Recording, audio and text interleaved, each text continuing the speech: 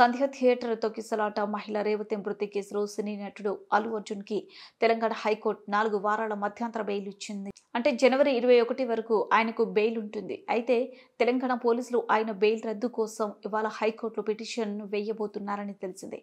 High court bail ఇస్తూ కొన్ని కండిషన్లు పెట్టింది. కానీ అల్లు అర్జున్ ఆ కండిషన్స్ అమలు చేయకుండా ఇష్టం వచ్చినట్లు వ్యవహరిస్తున్నారని, మళ్ళీ ప్రెస్ మీట్లు పెడుతున్నారని పోలీసులు ఆగ్రహంతో ఉన్నారని తెలిసింది. ఇలా ప్రెస్ మీట్ పెట్టిన విషయం పెద్ద దుమారం రేపుతుంది. ఇది బెయిల్ రూల్స్ కి విరుద్ధమే అంటున్నారు పోలీసులు.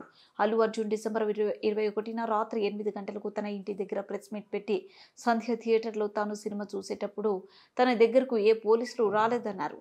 కానీ ఆయన చెప్పింది అబద్ధమని నిరూపిస్తూ పోలీసులు ఓ వీడియో సాక్ష్యాధారాలతో సహా నిర్మించారు. ఇలా పోలీసులకు వ్యతిరేకంగా అల్లు అర్జున్ మాట్లాడుతూ అబద్ధం చెప్పడం ఆయనకు చిక్కులు తెస్తున్నట్లు తెలుస్తుంది.